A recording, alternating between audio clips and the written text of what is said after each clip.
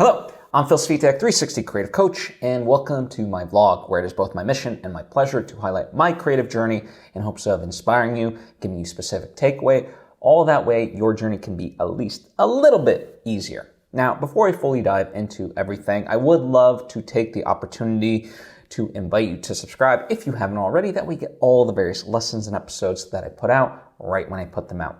Thank you if you just did, and thank you if you already were. It truly does mean a lot to me, as I hope it does to you. So let's get into this.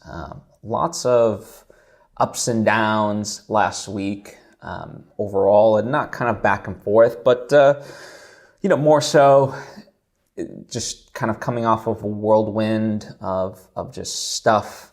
And finally, towards the end of the week, started riding that ship, and I'll talk about the specifics of that and strategies of that. But let's start with this notion. At the start of the week, I sort of made this declaration with one of my friends. I was like, do you ever just get the feeling that you're living in a parody? And the reason I said this was because there was a couple of instances where I had said something and gotten it confirmed, or asked questions regarding a task or a project and gotten certain answers. And, based on those answers, it allowed me to, or it dictated what I would do as far as the steps and action items, right? Only to then basically have it be completely negated and be like, okay, actually we want this. And it's like, that's completely opposite of everything. And the hours that have been put into this, it just, the house of cards falls apart. And, it's not that it wasn't doable.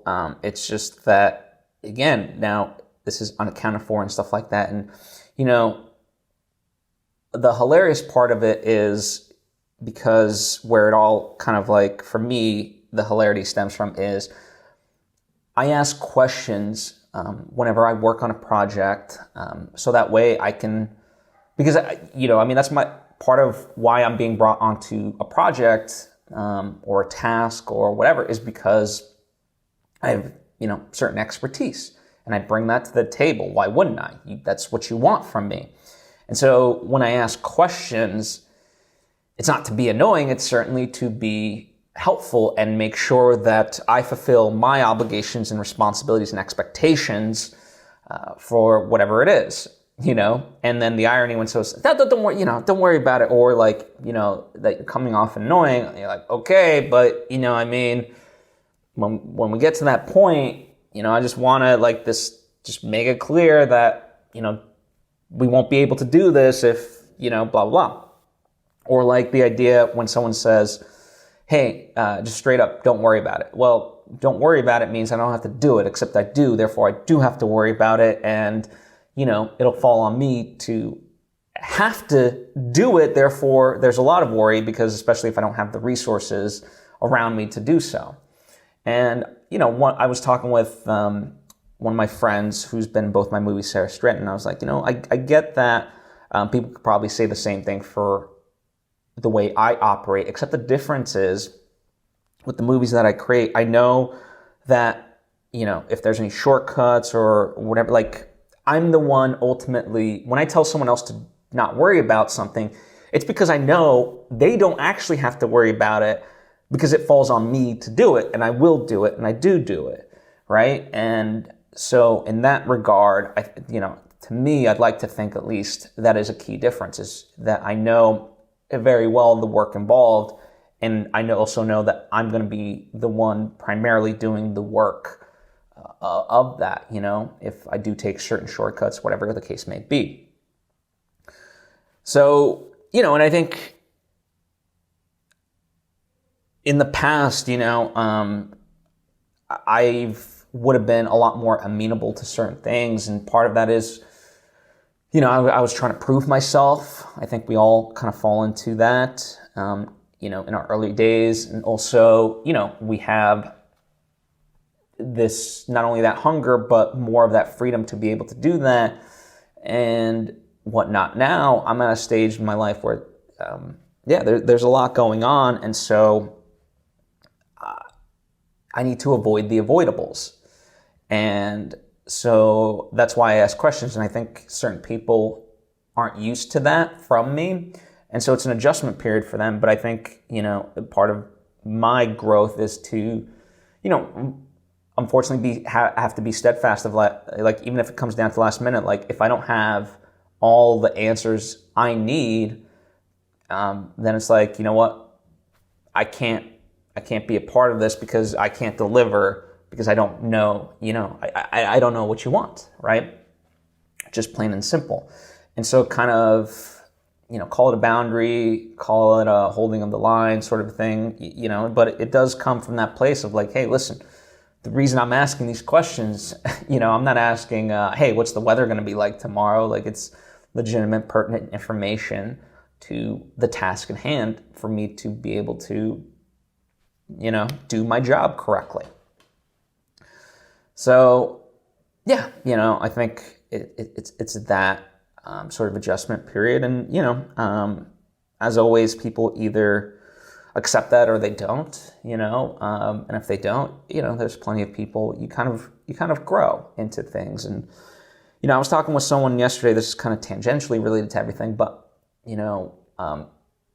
there's this young artist I was talking to, and, he was saying how, he's from San Francisco, and a lot of his buddies kind of had the whole aim of, making it and so forth. And, some of them have kind of fallen off the wagon, so to speak, and, how, it's sad. And I was like, listen, that's just a moment in time. It doesn't mean like that you need to abandon them. Like, I get it, focus on you and do what you need to do. But you don't need to cut them out of your life, so to speak. Like, by having that sort of success, you can show them that it's doable and be an inspiration to them and, invite them back in and so forth, right? Like, it's not this binary thing of leaving people behind ever. And so in that same regard, as I talk about, there's certain people as I kind of enter this newer phase of, stuff that I've got going on. Yeah, certain people that aren't ready to step up into this fold. It's like, again, I don't begrudge them, and if anything, it's like, hey, you too can do this, and here's how.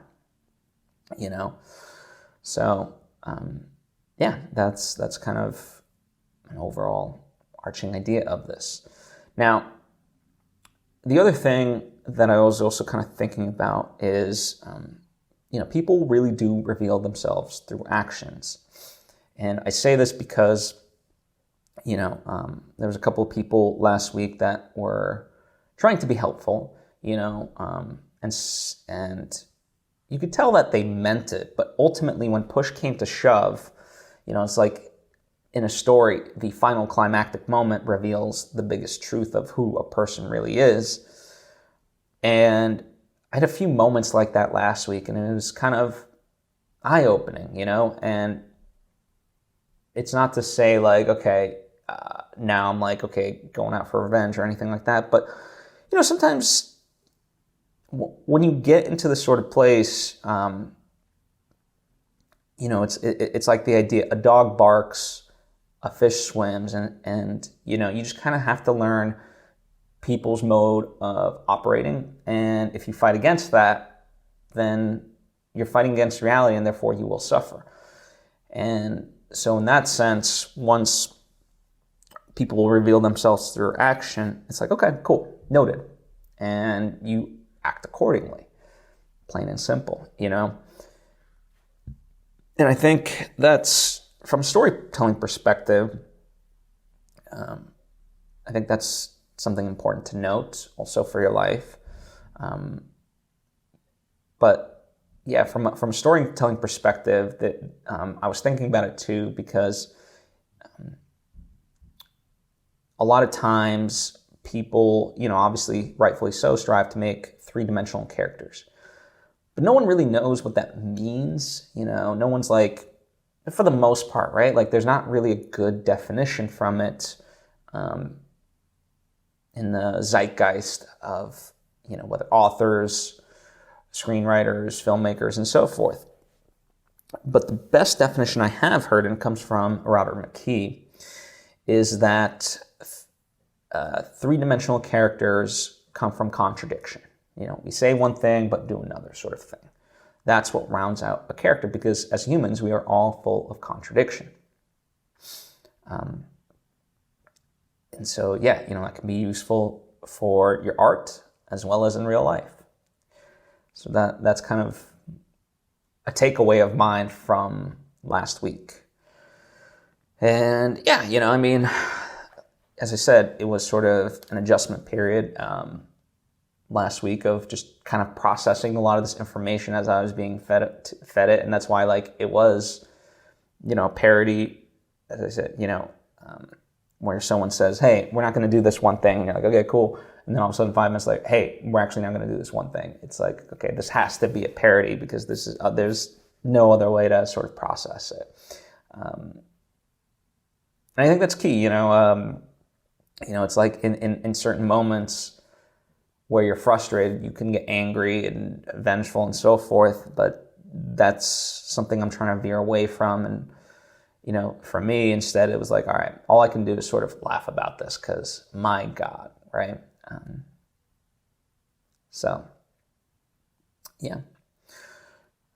Another sort of, kind of shifting gears a little bit.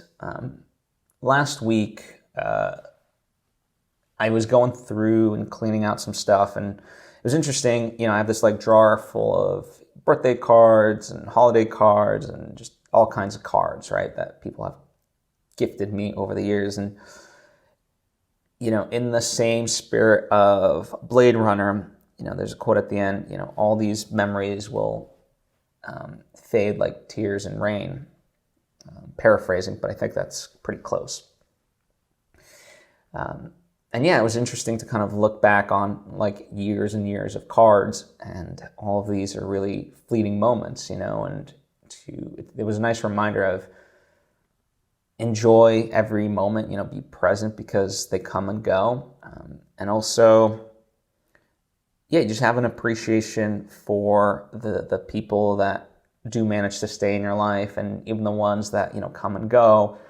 You can have a respect that's like, wow, this, for however brief a period of time, they did have an impact on my life and vice versa. So, I don't know, I just enjoy moments of that because, it makes you sort of feel your place in the universe, as it were, where we're all just this speck of dust and just, in the grand scheme of, the world, we're here and we're gone just like that. And for us, all the things that we deal with feel so important, and, we get so caught up in it, we get stressed and so forth. And certainly, I was dealing with that last week, and that's why I think this moment was so needed, because it was the counter opposite to that. It allowed me to reflect upon you know what? All of this is so temporary. It comes and goes, and it's really not a big deal. And as I talked about in last week's episode of the vlog, it really is, okay, how do you turn this experience into something purposeful? And, the big theme of last week was turning any pain into purpose. So that way you never have to experience it to the best of your abilities, or, other people don't have to experience it, right? Otherwise, you just allow yourself to become a victim, and that's not helping you, and it's not helping anybody else. And so reading these cards kind of put me in that mind space of, what, there's a way through this, and, there's action steps, right? And through this sort of just not an exercise, but activity, let's say, it reminded me of the idea that we vastly overestimate what we can achieve in, let's say, a week, but highly underestimate what we can do in a single year. And now you can, plug and play any sort of time span into that. But it's true. It really is. We overestimate what we can do in a day, but underestimate what we can do in a week. We overestimate what we can do in a year, but underestimate what we can do in a decade. Like, all those apply. You can plug and play anything you want. And it really is the case. And, part of looking back on all those memories, those cards, it allowed me to see sort of my own progression in life. And when I look back at just the past 4 years, I'm like, wow, I've completed 2 feature films. I put out a nonfiction book and managed to revise it. I, put out my first fiction book and I'm working on a second and working on a third film. And I've gained so much on top of everything else, working with other friends who are doing amazing projects and being able to support them while maintaining my actual work schedule and things of that nature, right? So, and being a good friend or to the best of my abilities and so forth, right? So it's all these things that, and it can feel overwhelming in the moment, and you feel like you're not living up to your highest potential, or like you're dropping the ball on so many things. But with the benefit of hindsight, you look back at it and you're like, wow, actually that's not the case at all. And the thing of it is, I look back on it and it's just consistency over time. Now, part of it also, when it comes to, like, let's say my nonfiction book and my fiction book, those were started a little bit earlier, so it wasn't like just created within those 4 years. But still, it all sort of counts. And yeah, it's just putting in a little time, not even necessarily every day, but consistently week to week. So that way you will see the results over time and you will be amazed. You just kind of have to stick to it. Now, the unfortunate side is, as I was kind of thinking about it, for some reason, everyone I talk to that I know, in talking about 2023, it's like everyone just feels tired. They're just so fatigued. I don't know a lot of people that got breaks over the holiday season or just in general. Work seems to be ramping up more and more. And, I think there also needs to be an allowance of rest. So when I talk about consistency, part of the way you can be consistent is you just have to have some grace with yourself and rest every now and then. Part of, last week was for me a bit of a recovery period. Once I got what I needed to get done, I made sure to focus on taking stuff off my plate, that wasn't absolutely necessary. So that way, I could just sort of recover. And, and it's a luxury that I know even just my friends don't have, certainly other people don't have. But I don't know, there's this, like, I don't know, call it something in the water or whatever, but everyone's just sort of exhausted, and I feel for that, which is why for me, I was like, okay, let me do an extended period of therapy this week, because if I'm to have any positive effect on anyone else, I need to be in a place where I'm good, right? And so that's what I did, and part of the big sort of hang up for me was, like, I felt like I was slipping into, past versions of myself because of the external circumstances. And so we worked on that and it was good. And as I said, like, the idea, whoever you're trying to help in life, like, being directly there in the trenches emotionally with somebody is not going to benefit them. Like, if a person is distraught and crying their eyes out, what they really need is someone to have that objective viewpoint and to help guide them out of that darkness, So, physically you could be there with them, but emotionally, no. And so that's kind of what, I knew for me. I was like, okay, I didn't I didn't like overall of like that sense that I was feeling within myself of, just the emotions. I was like, okay, and I can work my way out of it overall, but part of that is also knowing that there's external tools to me that I can utilize, and therapy is certainly a major component of that. And so I was like, let's go. And I'm so glad I did, because it really helped reset me. And now I know I can also, be there for others in a way that because now I'm no longer tired in that way. Like I'm back, so to speak. And that's what the crux of, a lot of stuff that I teach, it's the talent and the skill, as I say, it's out there. Anyone can really learn it, but without the foundation of true mastering mental fortitude, life just throws so much shit at you, and it's just going to veer you off the path so easily if we don't have those tools to be able to deal with that stuff. So yeah, that's why I'm a big advocate of all of that, and hence why I call myself a 360 creative coach. It's combining, the skills and the practicality along with the personal development. So yeah. Before I continue into kind of the next things that I want to talk about, I would like to say that, if you appreciate what I do and want to support me, there is my Patreon page at patreon.com/PhilSvitek.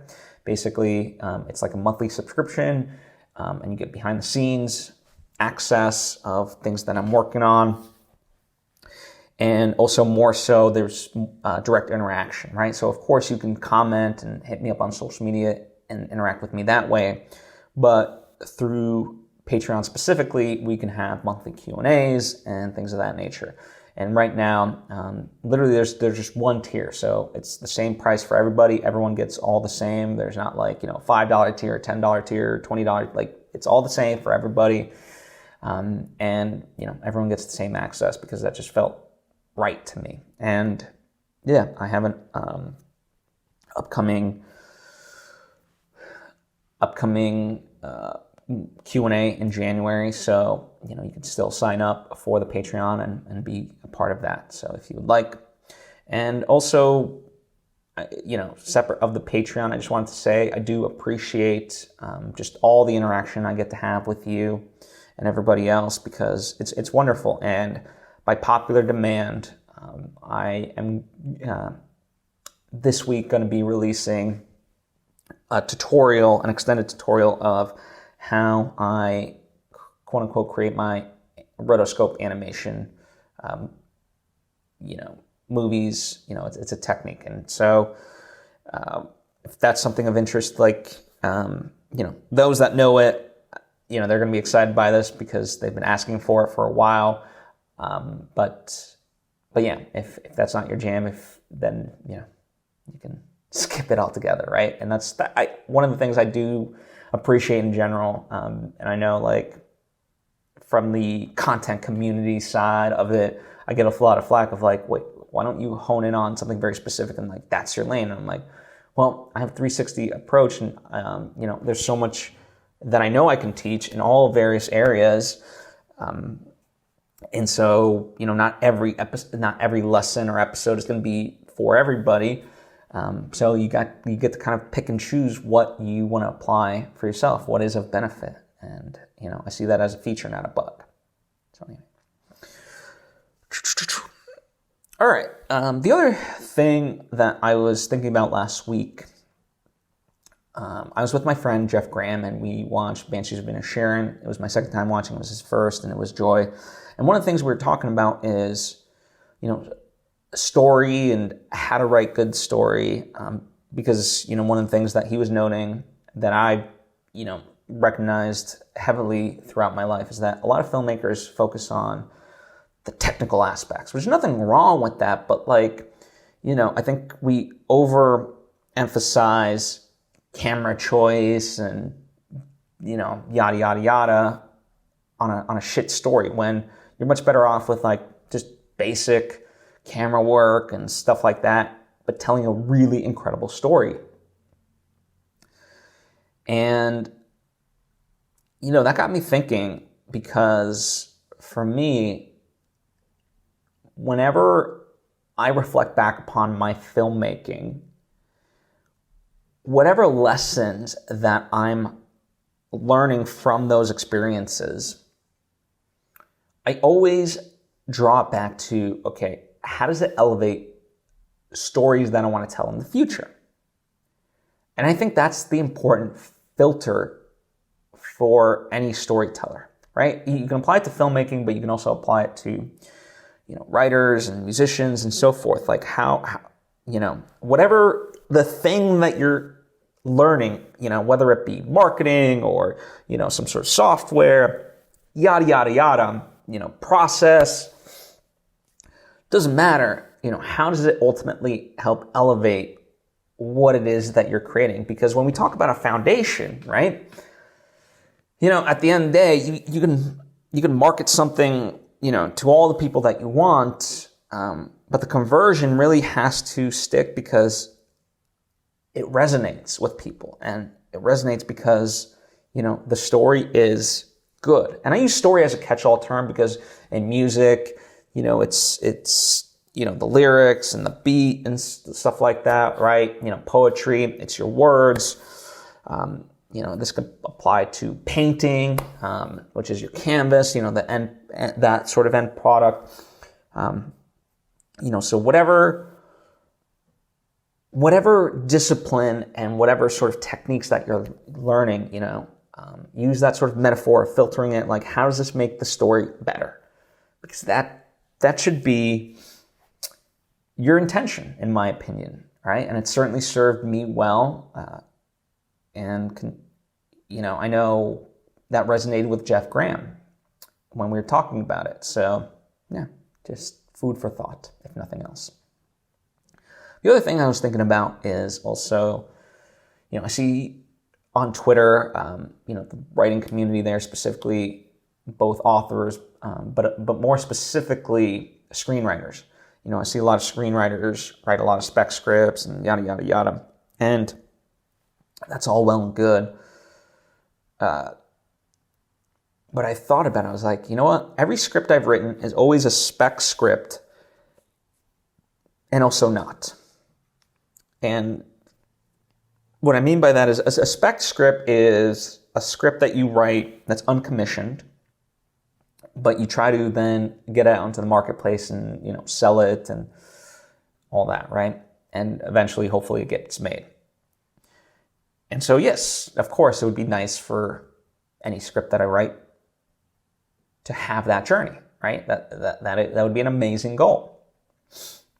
And I work towards that with each script. But if it doesn't happen, I still have every intention of seeing it through all the way, which is to make the movie. You know, with a script is just kind of a blueprint. It's not a finished product like a book. And so, for me, yeah, every script that I've written, I've found a way to make it. And part of that, you know, has been to convert when I needed to into a novel instead, you know, and tell a story in a different medium. You know, that's also worked. But also, yeah, other times I'm like, no, I know how to make this movie, so let's go for it. And I've made 2 feature films, or, you know, sometimes they've been short films, whatever, in the past, and all that. And I think that's kind of a missing component because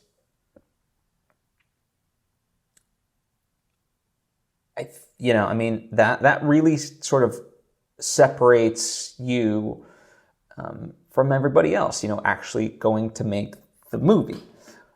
And you learn so much from bringing a script to life in that way. So many incredible lessons, right? So when we talk about elevating the story, you know, actually going out and making the movie allows you to see very much, and sometimes very painstakingly, the pitfalls of the script. that you thought was so polished, so perfect, and all of a sudden, all the problems reveal themselves. Plot holes and, inconsistencies and yada, yada, yada, right? And also, too, just in general, my big thing that I've kind of solidified is the idea that true networking really comes from being able to showcase work. The whole idea of like going out and getting drinks and so forth, like, I don't know. I've never had results with that. I don't know many people that have. Like, it really, because at the end of the day, it's like, okay, send me your stuff or whatever. Like, it's the work that sells you, and having something to show. Not that like a script isn't something to be able to show, but it's all, for me, it's all the more impressive of seeing it through and being like, oh wow, you made this. Not only did you write something, you went out and you did it. So, yeah, for whatever that's worth. That's how I approach the things that I work on. Okay, shifting gears. It's been interesting. Last week I put out an episode about my thoughts on AI, and it was a quick episode, so it's not like, everything I could ever say about AI or everything I've ever thought about AI, but just kind of like a nice primer of readjusting certain perspectives that I hadn't seen. And now kind of it's interesting to see more and more discussion about artificial intelligence in that way. And, I was talking with a friend of mine, and just in general, we also talk about like photography. Back in the day, photography wasn't considered art because people looked at it like, well, you're just capturing something that's there. Like, how's that artistic? You're not creating anything. It's just there. And of course, with the benefit of hindsight, that's completely false because there's composition, there's how you light it, there's the framing of it, the various techniques, and in fact, all the things that people had to do manually now we put into digital tools of Photoshop and into the cameras themselves, of ISO and yada, yada, yada, yeah, right? So very much we look at photography as an art form. And right now, people aren't looking at, for the most part, artificial intelligence as an art form. And it really is. I use Midjourney as a tool, and there's very much an art form to be able to type in a command and get the desired outcome, right? Because when you can, all AI, all of this stuff, are tools, right? Same as anything else, really. And those who know how to harness these tools will benefit, right? And that's what I'm doing. And so, it's not like I'm this expert on Midjourney or, that's the AI tool I've most used. But even so, like, I would not claim to be an expert on it, but I am starting to sort of find my way through it and see, again, what prompts yield what results. And I study other people's, works and things like that, so I can benefit from there. And I'm kind of collectively learning, and that's what's been so interesting. So I don't know. I just think it's a false view to say that AI can't be an artistic expression of something, right? So I would very much push back against that. All right. Creatively, the thing that like really fueled my fire this week was I had a meeting with my collaborators, John Comerford and Sarah Stretton, about this story that we're developing. And before the end of last year, I had sent them a revised outline, and now we talked about the outline, and it was great on a number of levels. Number one, you could sense that in general, we were talking about it more meaningfully on a micro level versus a macro level. So meaning there were vast improvements from the first draft that they had received of this outline to now. Now, of course, there are inherent flaws and undercurrents that, need to be fixed, but we could, we had a 2-hour Zoom session and we're able to kind of go through various points and as I always knew, things were pretty tight up until like, the last 10% of the movie.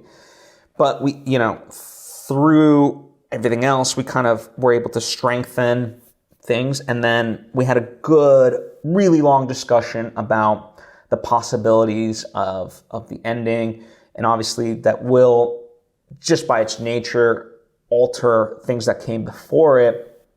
And that's certainly okay. Like, you want that. But it was just great. Like, it was ironically a longer meeting than last time. Last time was about 90 minutes. This one was 2 hours. But it felt, like a lot of progress had been made. And, now we're furthering those possibilities. Like, we're not chasing opportunities. Now we're fine-tuning, okay, what's really here and how do we elevate it to its maximum potential? And that was exciting, right? It really was. And, the way now a big kind of component of it, there's this lore behind, there's a mythology in there. And while we've always had sort of broad strokes of it, and as I kind of like joked about in certain instances, like this right here is just a placeholder of like, something cool, like you would write in something like something cool happens here, right? Eventually you have to like fill in the blank for like what that cool happening is. And so for me, it's that sort of history of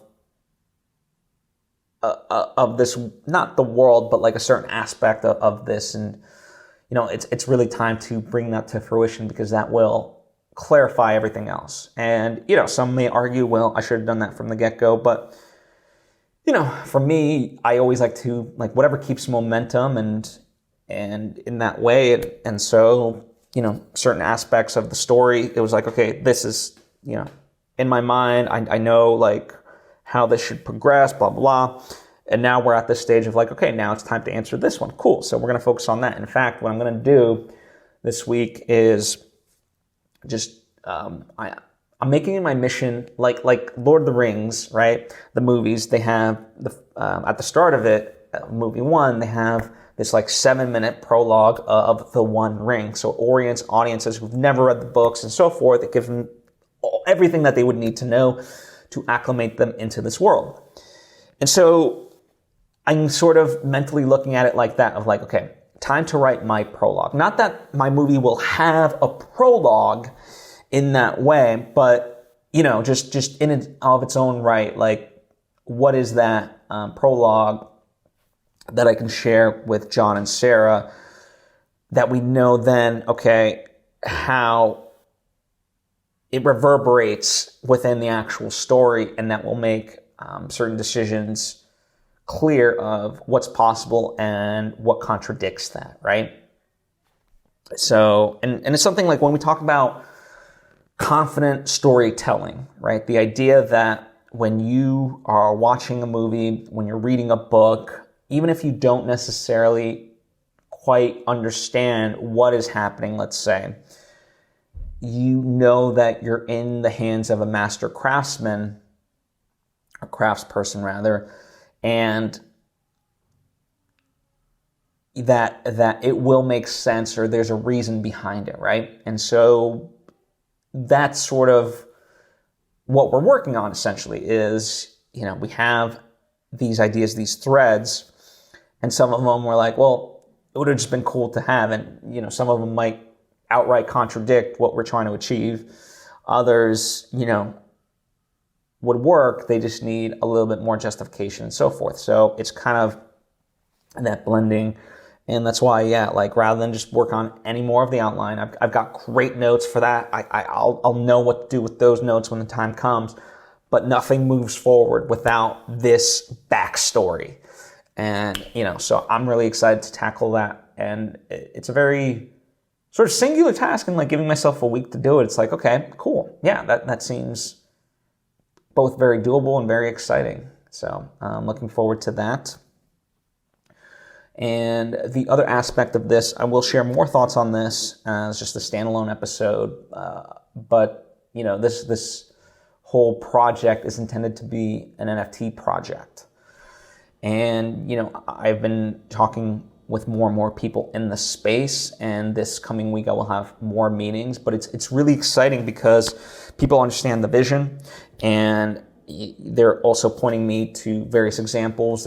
And they're also saying like storytelling within the NFT space is really successful, and you can do a lot with that. And so even just this idea of the lore that I need to create, well, it's like I can draw that out, and that can be part of an NFT collection. Or, there's this other aspect that, yes, the whole idea is you're creating a community around a project, but having like different factions within it. And, within my world, there's different regions and yada, yada, yada. So that can like form these various communities of interaction and just really strengthen the storytelling, where it adds so many extra layers, where the movie is still very much standalone, but the people that would like to explore like the full underpinnings of all of it, it'll be available to them. And that to me is exciting from a creative standpoint, right? Like really creating something, quite literally a universe across different mediums. That's amazing. So I'm excited for that, to progress that. And obviously it's going to be a very long journey. Anything meaningful, like a movie in itself, like especially this movie, usually my movies take me about like a year to year and a half from start to completion, meaning, script writing to filming to, the final product. This, just by the nature of it, of both the story, how we want to do it, it's probably going to be a 2-year process. And that's just for the movie. So, all this other stuff that gets weaved into it, it's sort of like buckle up sort of thing. It's going to be a lot, but it's exciting, So I'm looking forward to that. And also this week I will be getting back into writing. So I'm doing some revisions for my second nonfiction book, which is about filmmaking. And I'm going to be also getting back into writing my second novel. And it's going to be interesting because it actually does deal with a lot of artificial intelligence, more than that, but that's a big component of it. And, this is an idea that I've been like developing and having for a number of years at this point. And it's interesting because now, just in this past 6 months, AI has completely changed, and, it will change in so much. So it's like part of the exercise, is looking to what is outdated and what can stand as an overall principle versus just a trend of like, that way, no matter when I finish the book, it will still resonate and stand the test of time rather than like being a snapshot, right? That's the overall goal. So that's what I'm looking forward to this coming week. As a fun thing, I've never thought of this. It's funny that I haven't, but comment down below with what you're excited creatively for this week. I think that would be fun to share and try to uplift each other. So do that. Thank you so much. I truly do appreciate you, and hope to see you next time.